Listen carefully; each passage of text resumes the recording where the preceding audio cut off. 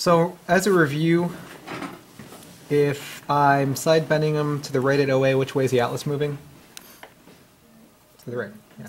Side bend to the left, the atlas moves left, and that's relative because the condyles, even though they're rolling to the same side, they're gliding to the opposite, so relatively the atlas goes to the same side.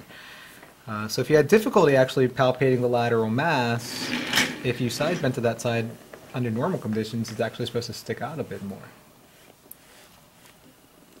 So if I were to put him in neutral and then check to see if one side is again a bit stickier, I'm mainly going to try to improve OA side bending, not necessarily to improve cervical side bending, but to improve rotation to the opposite direction. Remember, as he rotates to the right, he's side bending to the left at OA. I'm finding that the atlas feels a little sticky going to the right versus to the left. It's a bit more synovial. It's the only way I can kind of describe it.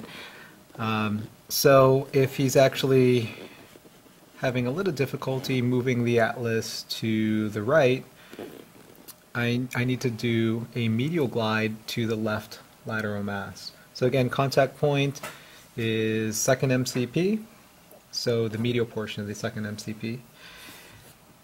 I can palpate for the lateral mass, side bend a little bit, so that's going to pop out a little.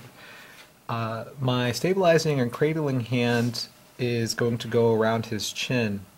So I'm going to cradle his whole head and stabilize at his chin like this, and I'm actually going to put him in a position of the direction I want to promote side bending to. So I'm going to side bend him a little to the right, and then second MCP is going to go on the lateral mass, and it's only, I'm just doing a grade 4 mobilization now.